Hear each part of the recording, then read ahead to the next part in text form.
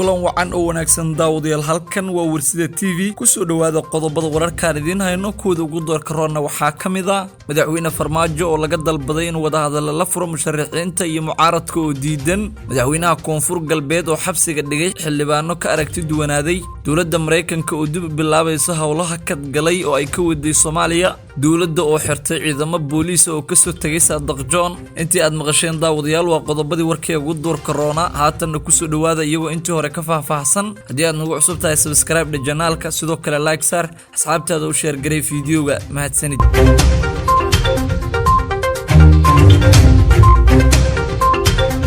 madaxweyne Farmaajo ayaa laga dalbaday in wada hadal la furo musharaxiinta iyadoo mucaaradku ay arintaasi ka biyo diideen madaxweynaha Jamhuuriyadda Federaalka Soomaaliya ayaa kulamo kala duwan saacadihii la soo dhaafay la qaatay xubnaha beesha caalamka iyagoo ka dalbaday in wada hadal uu la furo midowga musharaxiinta oo iyagu diidan muddo kordhinta dawladda federaalka loo sameeyay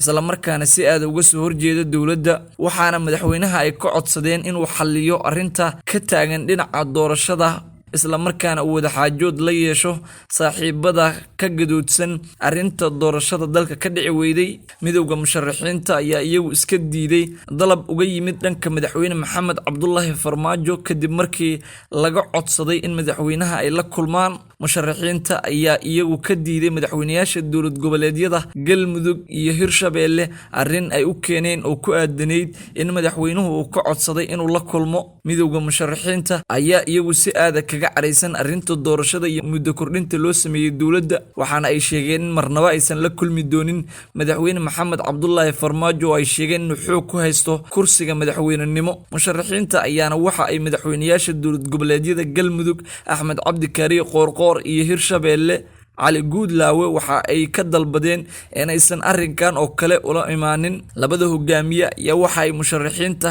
ka dalbadeen inay hor fadhiistaan oo ay aqbalaan dalabka uga yimid madaxweyne Farmaajo balse waxa ay tilmaameen arrinkaasi marnaba aysan aqbali doonin aysan dhici doonin in madaxweyne Farmaajo oo dhibaatooyin dhowr ah u geystay isla markaana muddada iska kororsaday xilligii uu doorashada qaban lahaa ay diideen isla markaana ay cadeynayaan mowqifkooda ku aadan arrinta doorashada madaxweynayaasha dawlad goboleedyada Galmudug iyo Hirshabeelle ayaa dadaal kala duwan sameeyay iyagoo kulamo la qaatay midowga musharaxiinta isla markaana u gudbiyay dalab ahaa in madaxweynaha Jamhuuriyadda Federaalka Soomaaliya uu soo gudbisay codsi ku aadan inuu wada hadalo la yeesho isla markaana uu kala xaajoodo arinta ay ka gadoodsan yihiin ee doorashada iyo sida ugu mudan ee lagu xallin karo arrimaha dalka ka taagan ee sababi kara xasilooni darrada shirka oo saacado badan qaatay ayay dood dheer ku yeesheen madaxweynayaasha dawlad goboleedyada iyo midowga musharaxiinta waxaana ay gebi ahaanba diideen oo ay iska difaaceen in madaxweyne Farmaajo ay la kulmayaan iyagoo sheegay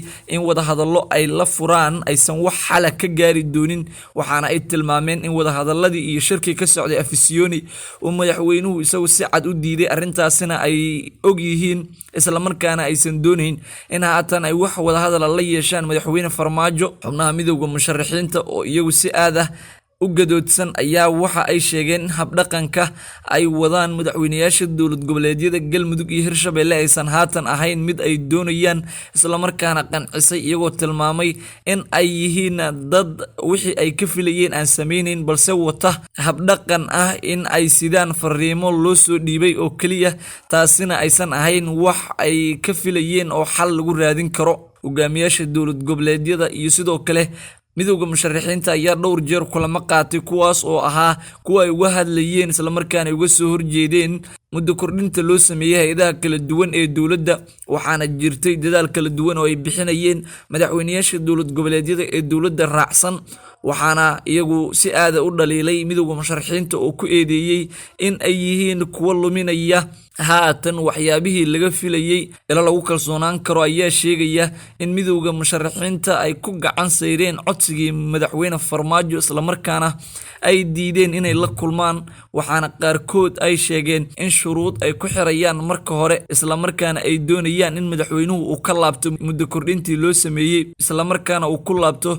shirkii Afisiyoni uga socday madaxda dowladda iyo dowlad goboleedyada. Arrintaasi haddii ay dhacdana waxa ay sheegeen madaxweyne Farmaajo wax kasta oo uu dalbado ay ka aqbali doonaan, isla markaana ay wada hadallo iyo waxa uu doonayo oo codsi ay ka aqbali doonaan. Waxaana gebi ahaanba ay diideen in madaxweyne Farmaajo isaga oo si sharci darro ah ku haysta dalka in ay ka aqbalaan in ay kulan la yeeshaan. madaxweynaha Koonfur Galbeed ayaa xabsiga dhigay xildhibaano isaga ka aragti duwanaaday. Maamulka Koonfur Galbeed Soomaaliya hogaamiyaheeda Cabdicasiis Xasan Maxamed Laftagareen ayaa waxa uu xabsiga dhigay xildhibaano hore oo isaga dhaliilay siyaasadiisa isla markaana ka soo horjeestay. Waxaana ciidamada ammaanka booliska magaalada Baydhabo ee xarunta gobolka Bay la sheegay in lagu amray inay xabsiga dhigaan xildhibaan Xasan Macalin Yuusuf Xasan Balaag oo ka tirsanaa baarlamaanka dowlad goboleedka Koonfur Galbeed Soomaaliya. Waxaana la tilmaamay in uu si aad ah uga soo horjeestay sida uu wax u wado madaxweynaha maamulka Koonfur Galbeed Soomaaliya.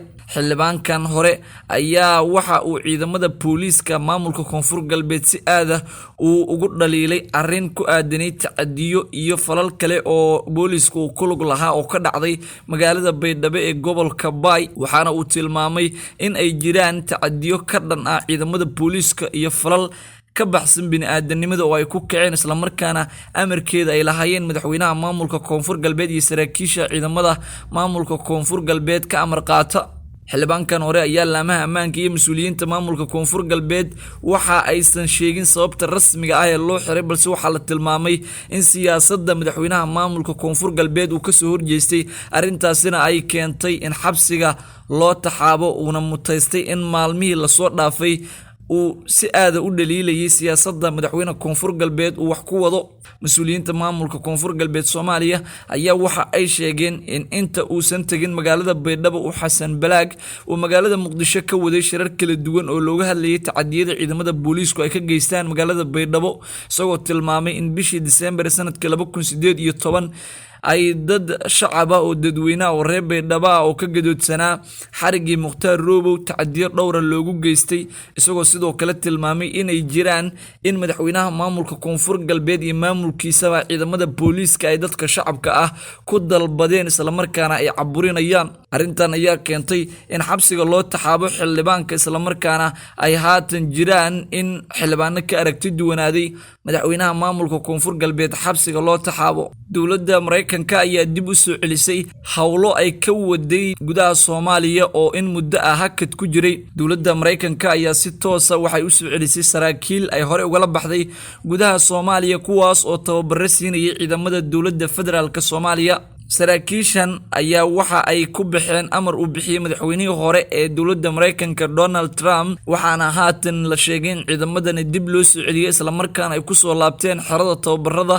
ciidamada commandosta Danab ee ku yaala saldhigga Balidoogle. ciidamadan ayaa arrimo siyaasadeysan u baxay, waxaana haatan la sheegay in saraakiishu ay halkooda ka sii wadi doonaan tababarada, isla markaana ay wadi doonaan dib u dhiska ciidanka xoogga dalka. saraakiisha Mareykanka ee ku sugan saldhigga Balidoogle ayaa bilaabay haatan tababaro badan oo ciidamada dowladda ay siinayaan, maadaama muddooyinkii dambe uu hakad ku jiray shaqooyinka tababarka lagu siinayo ciidamada dowladda. dowladda Mareykanka ayaa iyadu waxa ay sheegteen mar walba ay garab taagan tahay dowladda federaalka Soomaaliya, isla markaana ay ka caawinayso dhan kasta, gaar ahaan dhanka tababarada ciidamada iyo qalabeyntooda. Mareykanka ayaa ka mid ah dowlado dhowr ah oo tababaro siiya ciidamada dowladda federaalka Soomaaliya, waxaana uu fariisimo dhowr ah ku leeyahay xerooyin waaweyn oo ay ka mid tahay xerada Balidoogle oo ku taala garoonka Balidoogle ee gobolka Shabeellaha Hoose. Mareykanka ayaa haatan si toos ah waxa uu soo celinayaa tababaradii uu siin jiray ciidamada dowladda Soomaaliya oo uu hore uga goostay. dowladda federaalka Soomaaliya ayaa xirtay ciidamo booliis ah oo ka soo tagay Saadaq John.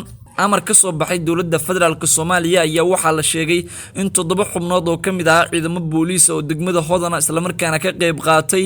rabshadihii ka dhacay magaalada Muqdisho iyo dagaaladii xasaradihii ka jiray in xabsiga loo taxaabay. 7 xubnood ee booliiska ah ayaa la sheegay in uu soo diray taliyihii hore ee ciidamada booliiska gobolka Banaadir, isla markaana ay isaga soo dhaqaaqeen, iyadoona qayb ka ahaa dadkii ku jiray aaga shir kale oo ay shaqaaqooyin dhowr ka dhaceen, isla markaana ay haatan ka jiraan fariisimo ay leeyihiin ciidamada taabacsan Saadaq John. warar lagu kalsoon yahay ayaa sheegaya in ciidamadani oo deganaa meel u dhow guriga Saadiq John oo ku yaala xaafadda Shiir Kore ee magaalada Muqdisho uu generaal ku dalbaday in gebi ahaanba isaga dhaqaaqaan halkaasi. ciidamada uu dib ugu laabtay degmada Hodan ayaa dowladda federaalka Soomaaliya amartay in xabsiga loo taxaabo. taliya Saadiq John ayaa isagu fariisimo ka samaystay xaafadda Shiir Kore iyadoo ay jiraan shaqaaqooyin dhowr oo ciidamada dowladda dhex maray taas oo dad shacab ay ku dhinteen. ilaa iyo haatan waxaa sii kordhaya saldhigyada iyo sidoo kale fariisimaha ay samaysanayaan ciidamada ka amar qaata Saadiq John